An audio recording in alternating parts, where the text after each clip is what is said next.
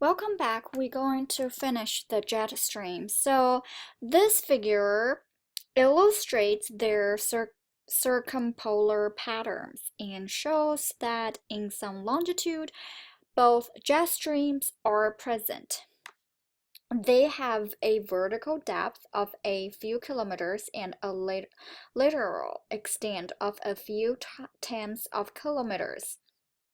In the along-stream direction, there may be jet streaks, zones of higher wind speeds extending several hundred kilometers. Sometimes jet streams are marked by bands of cirrus cloud that are visible on satellite imagery. On the equatorward side, there is often a zone of clear air turbulence as a result of strong lateral wind shear. The highest mean speeds, up to 135 meters per second, are found over eastern Asia in winter as a result of the high constancy in location of the jet stream core. This is the location of a strong cold land-warm ocean temperature contrast. In the summer tropics at about 15 degrees north over India, extending into Africa, there is a high-level tropical easterly jet stream located at 150 to 200 millibar. This reflects the north-south temperature gradient in the upper troposphere caused by heating over the Tibetan Plateau, which regionally reverses the usual equator pole temperature gradient. In winter, the easterly subtropical jet stream is anchored south of the Himalaya. Tibet, with a variable polar front jet stream, located much further north over Russia. In some locations, low upper jets are observed, but these have a typical speeds of only 15 to 20 meters per second. Some are formed on the upwind side of mountain ranges, such as where an airflow toward the range is blocked because it lacks the kinetic energy required to cross the mountains. The westerly flow encountering the Sierra Nevada in California in winter often turns northward and forms as a southerly jet at about 850 millibar along the side of the range because there is a stable atmospheric layer over the mountains that prevents the air from rising. In spring and summer, related to the eastward slope of the terrain and cool, high elevation air overlying warmer air over the plains, this low level jet stream transports moisture from the Gulf of Mexico into the Midwest, contributing greatly to severe weather events. Vertical air motion happens on small and large scales. Small scale motion is produced by surface heating, giving rise to upward air motion through buoyancy differences, convection, or by air flowing over small hills and being forced to rise, mechanical turbulence.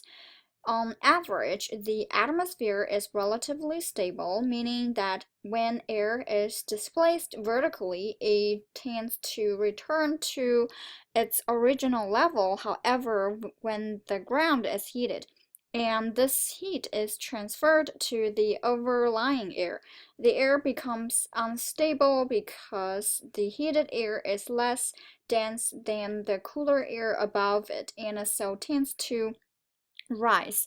The rising air cools, and this cooling continues until the temperature of the rising air parcel comes into equilibrium with the ambient air. The rising air parcels cool at a fixed rate of 9.8 Celsius per kilometers. As long as the air is unsaturated, this is termed the dry adiabatic lapse rate.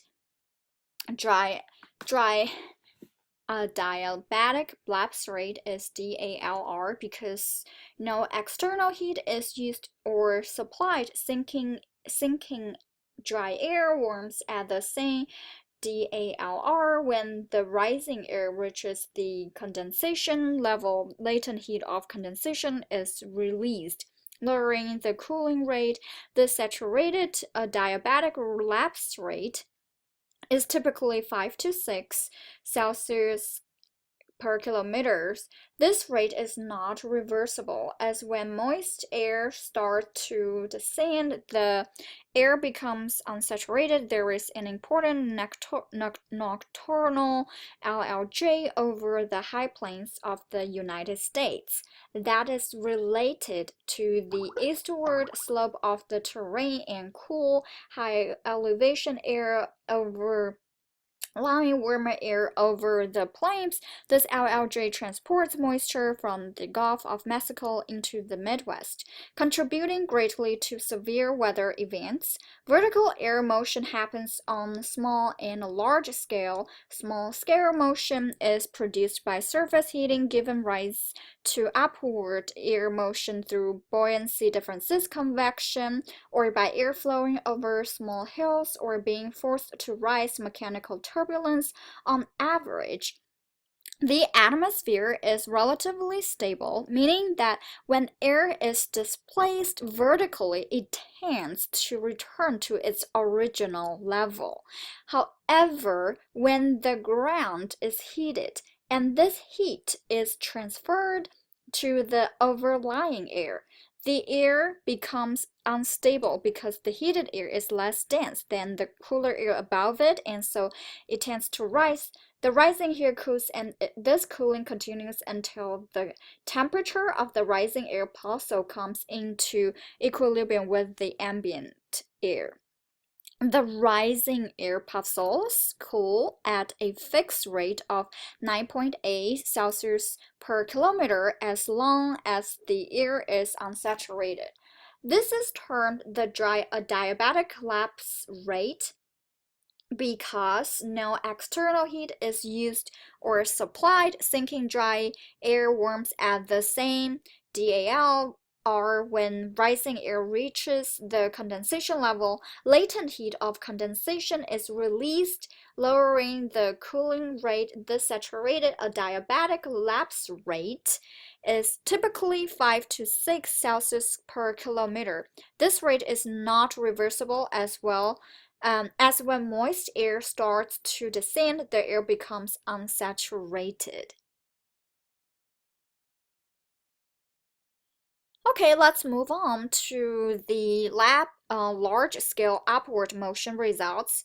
When an airstream encounters a mountain range and has sufficient energy to race over it rather than being blocked or forced around.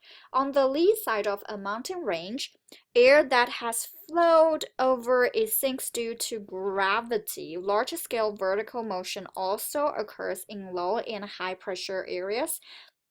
Low air flows inward toward a low-pressure center at the surface as a result of slowing of the motion due to friction at the surface.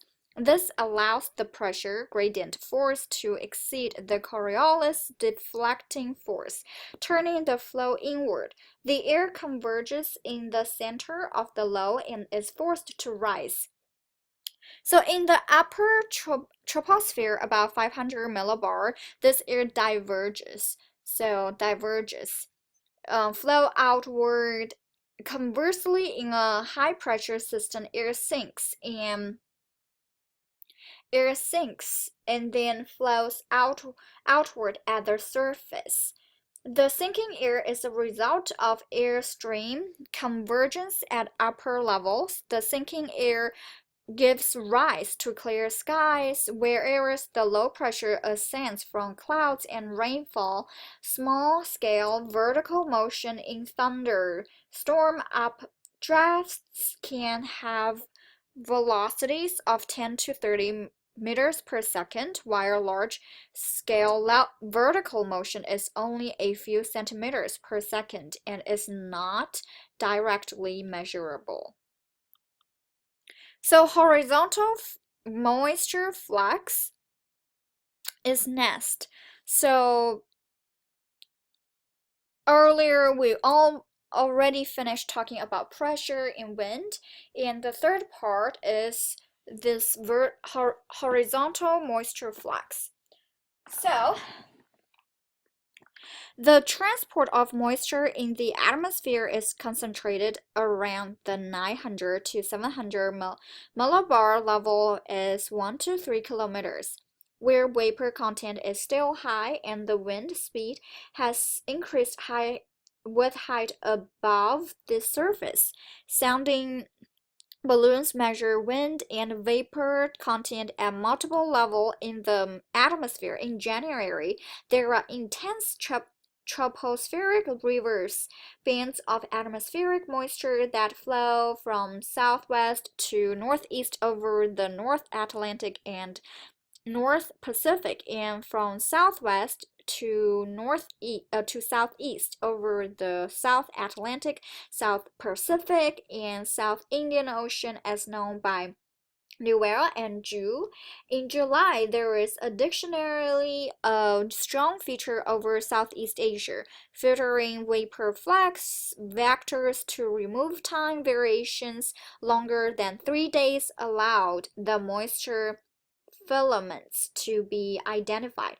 4 or 5 of these rivers account for most of the meridional moisture transport in the atmosphere, accounting to reach by Zhu and according to research by Zhu and Newell, the moisture bands were found to be related to the location of atmospheric polar fronts and in particular to warm cyclonic conveyor belts. The depth of the river is about 4 kilometers and their width 400 kilometers, based on studies over the North Pacific. However, within this band, most of the variation in cloud, liquid water, and rainfall rate is concentrated, with a core only 150 to 175 kilometers wide. A study of the 10 largest winter floods on the River Aden, Cuba, UK between 1970 and 2001 shows that all of them occur with southwesterly atmospheric rivers associated with large-scale ascent of air and orographic uplift. So, on a planetary scale, there is a net zonally average moisture flux equal to precipitation minus evaporation directed equatorward in the tropics as a consequence of the easterly trade wind systems, and poleward in middle latitudes of each hemisphere due to the westerly wind belts.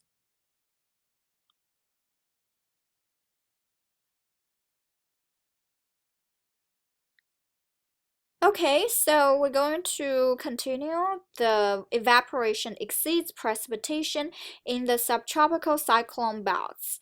We're going to come back to talk into detail in next video.